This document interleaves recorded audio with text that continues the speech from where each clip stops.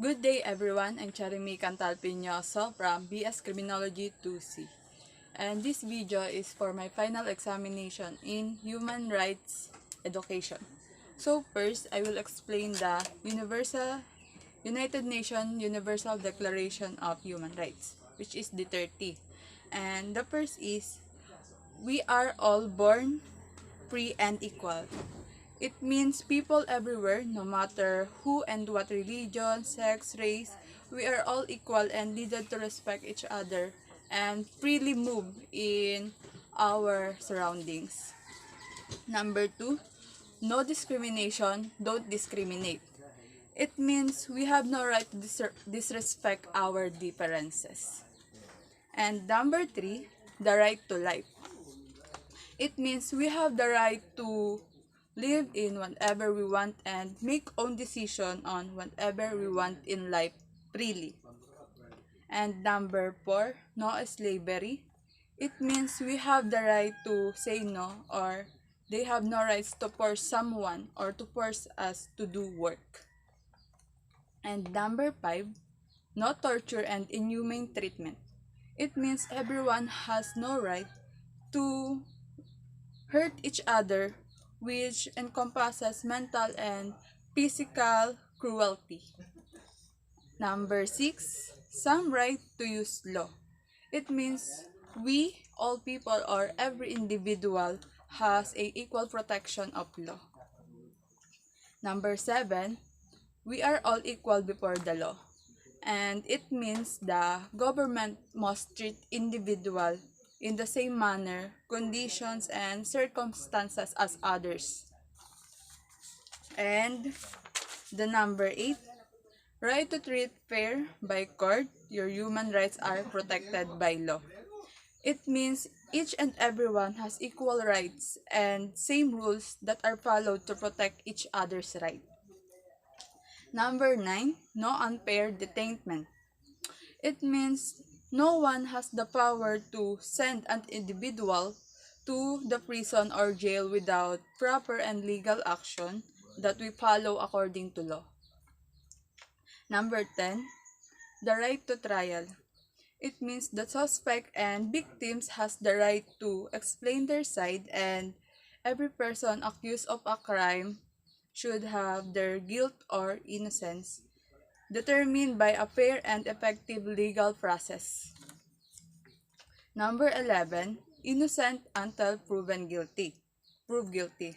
It means nobody should be blamed for doing something until it is proven and in the right process according to the law.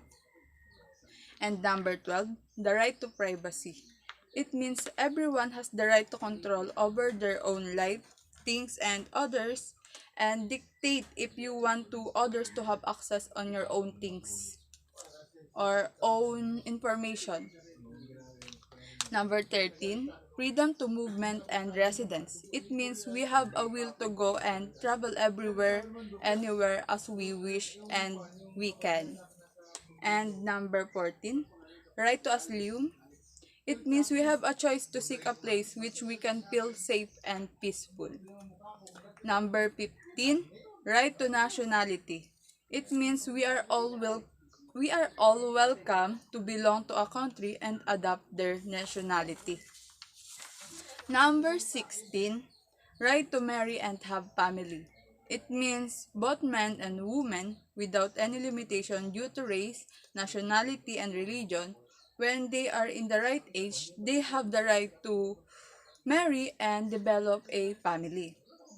Number 17, the right to own things. It means every individual has the right to own a thing and decide if they want to share it to others. Number 18, freedom of thought and religion. It means we have a free will in what we want to believe and stand in what religion we want. Number 19, freedom of opinion and expression. It means we are free to express our thoughts, ideas, and opinion to others. And of course, in exchange of that, we should respect each other's belief. Number 20, the right to public assembly. It means Everyone has the right to join in any group and collectively express, promote, pursue their views about something as long as it is not against their will and lawful. Number 21, the right to democracy. It means every citizen has a power to choose their own leader, which is deserving and capable for the betterment of our country or for their own country. Number 22, right to social security. It means everyone has right to social security in order to ensure a life with justice, equality, and dignity. Number 23, right to work. In right to work, it is for workers, which means everyone has the right to have a decent job and get a fair wage as well as safe and healthy environment in workplace. Number 24, right to rest and holiday. It means each and everyone has a free will to enjoy their lives and have rest to relax. Number 25, right of social service. It means everyone deserves to have a good life. The states must guarantee protection to everyone, especially to those people cannot afford some things. They have the right to be cared of and receive help from the authorities. Number 26, the right to education. It means all kids or individuals have a right to give a equal educational opportunity no matter what their race, religion, or sex, even their social status. Equal educational opportunity. Number 27, right of cultural and art, or which is copyright. It means we all have the right to enjoy the good things that art and science and learning bring. And every creation of an artist was protected by special law so that others cannot make their copies without permission to protect the owner's copy of her own art. Number 28, freedom around the world. It means no matter where we go in the world, in different sides of world, we have a freedom and equal rights.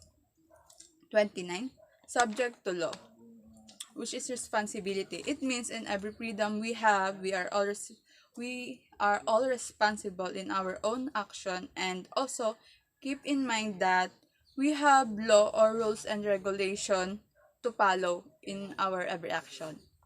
And lastly, number 30, human rights can't be taken away. So it is true. Our human rights can't be taken away. No one can take away our rights, but it can be restricted if we unfollow some rules and or we act unlawful moves. So after we identified the 30 Universal Declaration of Human Rights by UN, uh, which do you think is the least as compared to others? Pick one. I think the most least is no slavery. Because no slavery, all people today know their own rights and know their worth.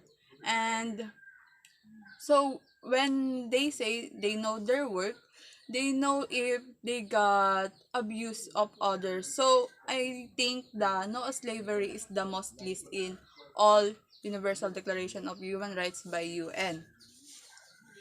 So, and the number 3 question is about what human rights were highly violated during the martial law. So for me, overall, there's a lot of human rights violation during the time of Ferdinand Marcos, which has martial law during that time. I believe that the most violated human rights during that time was the no torture and inhumane treatment, no impairment, and the freedom of opinion and expression. Ah, During that time, due to writ of habeas corpus, many individuals got detained without knowing if they really commit a crime against. And during that time, the government were angry to those people who are against to their will. That's why the freedom of opinion and expression were violated. And also, during that time, Many people got missing and subject to torture and inhumane treatment, which is not deserved of a brave person who only wants is to fight for their rights and lives during that time. So that's my answer. The next question: what human rights violation did Anne Frank experience? Um, so for me, the human rights violation did Anne Frank experience is the right to life. Anne Frank didn't experience to enjoy her life freely uh like what we experience nowadays. During the Holocaust, which is the time of mm, Anne Frank and her family were no choice but to hide and wait for their fate. So I think the human rights violation Anne Frank experience is the right to life. And lastly, the question is, if you were to be a police officer, what human rights you will strongly uphold? Explain.